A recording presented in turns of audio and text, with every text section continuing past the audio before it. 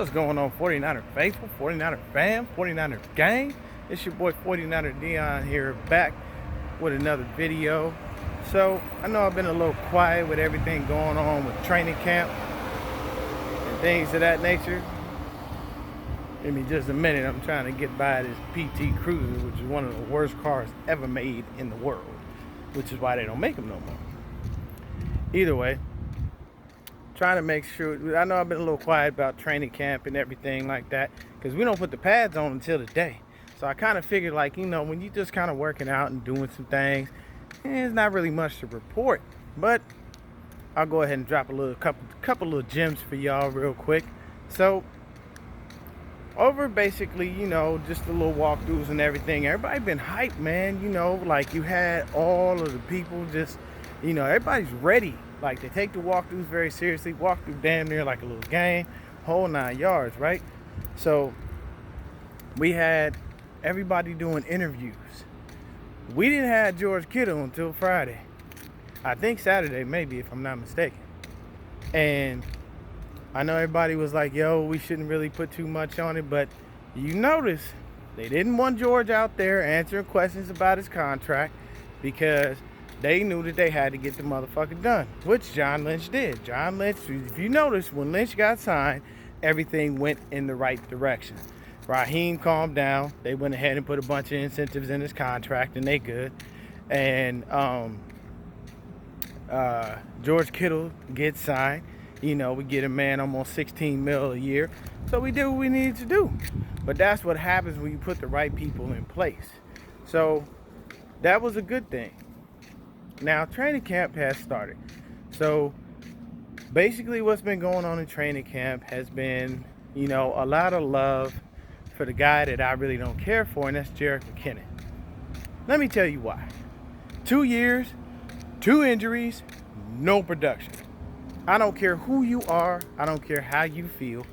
And I don't care what you tell me.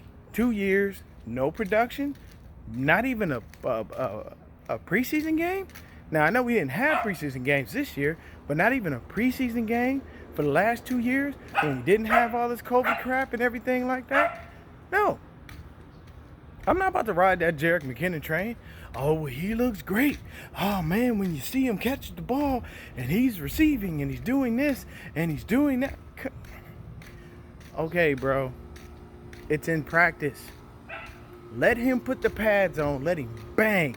Let me see some of this production that everybody is jumping on this gravy train about in an actual game.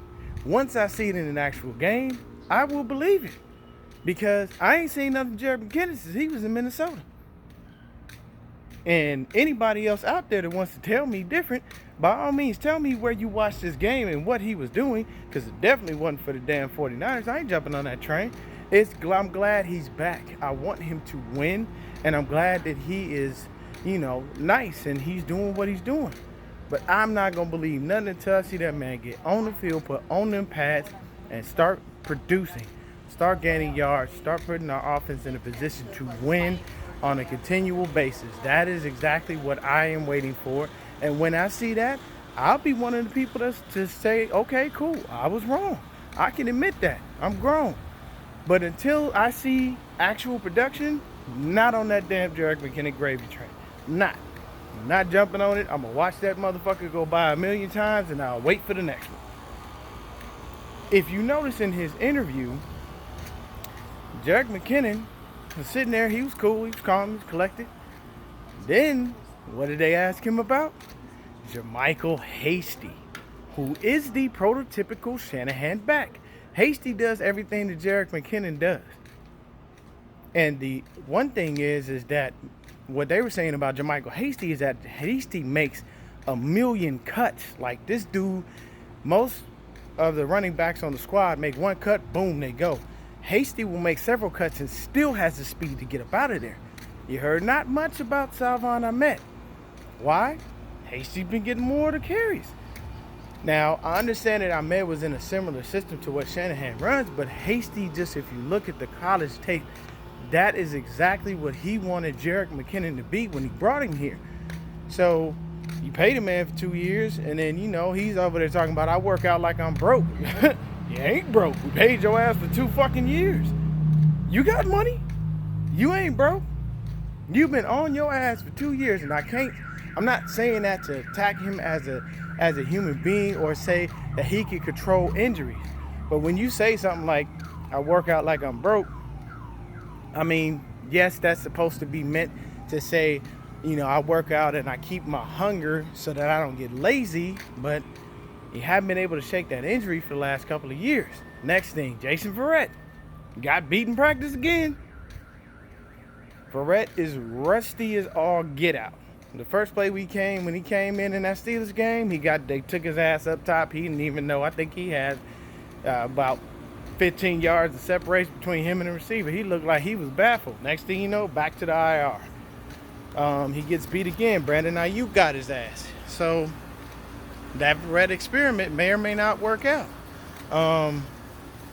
As far as Trent Taylor, they say Trent Taylor looks good, but he looks a little rusty, which ain't nothing new. Trent came out and said his thing is to be the returner this year on punts. That don't bode well for Richie James, because what is Richie? Our kick returner and our punt returner.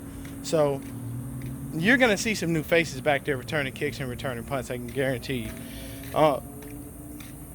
Jalen Hurd is not confirmed, but there's a possibility he done tore his damn ACL on the goddamn sideline while just doing simple footwork. If he done that, then let me tell you something. Some people are just fragile, bro. And it's nothing against the guy. But everything that I say, people, I just want y'all to understand, this ain't me attacking them as human beings or anything like that. I'm just telling you what I'm seeing from an outside perspective. This is my opinion. This is my view. If you're not very happy with it, I get it. That's fine. That's your opinion. You're entitled to it. Opinions are like assholes. Everybody got one. But at the end of the day, if he actually did tear his ACL, the man fragile and you gotta let him go, man. The man is fragile and you gotta let him go. Just cut him. Cut him. That's it. He had a back injury. He couldn't even fly in the team plane because they didn't want to re-aggravate that injury. The one thing that I will always maintain is I love Shanahan. I love what he does. I love the things he's done for this team since he's came here. But the one thing that I do not like about Kyle Shanahan is I don't like how he holds on to people. CJ Beathard is trash, but he's still here. Dante Pettis, all of the talent in the world to be a great receiver in the NFL. But he too busy baking muffins, taking pictures, and playing with fucking kitty cats instead of focusing on being an NFL receiver. Have you noticed you ain't heard much about him? He caught one pass, and he's been working out with probably the second and third team. Come on, people. Use your brains. So, for me, my situation is very simple. All I want is healthy, viable receivers on this squad and guys that are going to produce and not get hurt. Injuries happen. You cannot prevent them. It's inevitable. But take care of your body right. Do the things that are necessary. And at the same time, know when to let it go. If you keep getting injured and you just can't make, at least if you can make it a couple of games out the year, that'd be fine. But if you getting injured before the damn season even really start and you can't even be available, what are we doing? But I can tell you right now, I don't want it to happen, I am praying it did not, but if Jalen Hurd has torn his ACL, they'll just throw him on IR for the year. Next year, they'll come back. And I guarantee there's going to be a bunch of you motherfuckers out here hiding, jumping on that gravy train. Oh, man, have you seen her? Oh, he looked real good, man. Yeah, man, this going to be the year. Nope. I'm not that person until I see actual production and it's on a consistent basis. I am not about to jump on your gravy train and do a goddamn thing to make you look like you are the greatest thing since sliced bread. No, I will not. You know why? Because you need to produce. You don't come to the football team just to be sitting on sidelines. You just don't. Other notes from training camp: Jimmy G didn't look good. You know, he has his moments every now and then, but it's to be expected. You know, Jimmy looked good. Kittle looked good. Tart's been looking great. You know what I'm saying? E-Man Mosley been looking real good. They keep switching it up between him and Ahkello Witherspoon. I don't understand why, because we already know who the better defensive back is, but that's okay. I'm pretty sure E-Man Mosley will go ahead and beat him out. You know, but the main star as far as the wide receivers go has been Brandon Ayuk. So I can guarantee you he'll get a bigger workload. KB been looking solid. You know, Nick Mullins, from what I hear from Grant Cohn, shout out to Grant Cohn. He's doing some great reporting right now, man. From what I hear about Nick Mullins from Grant Cohn, man, is the age. Ooh, hey, man. Nick Mullins out there slinging the rock, boy. He doing his thing. So that's a beautiful thing. But the other thing is I'm not gonna lie, man. Grant Cohn had me weak as all get out, because he wound up in a situation, man. He was reporting on, you know, one of the days of training camp, and I swear to you, I was weak, stupid weak. He said CJ Beathard is one of the worst quarterbacks he's ever seen in his life, and he doesn't even know why he's still on the squad. He was talking about a interception that he threw, like. But that's another thing that I'm telling you about. It's Shanahan, man. He get attached to these fucking players, and he don't want to let them go because he doesn't want to look like he made a bad decision. And if y'all don't believe me, look at the pattern. CJ's still here. Dante's still here. You know what I'm saying? He'll stash a guy on the practice squad or put somebody on IR and then wait for him to come back. And you're just doing too much, man. Sometimes you gotta learn how to just understand it and let it go. They say Kentavious Street's been practicing. What difference is that? The motherfucker has been useless since he been here. Wasted pick. And everybody's like, oh yeah, man, he looks a little bigger and stronger. Nothing. Solomon Thomas getting manhandled. And he got manhandled by Colton McKivitz. This was the dude that we drafted to be a possible guard/tackle. So Colton McKivitz is manhandling that ass, and Solomon Thomas ain't looking good. That don't bode well for him trying to make the damn squad. No, it don't. It's going to look real fucking bad. You know, but at the end of the day, guys, we going to make it happen. We going to get here. We going to do what we need to do. And we going to continue to get better.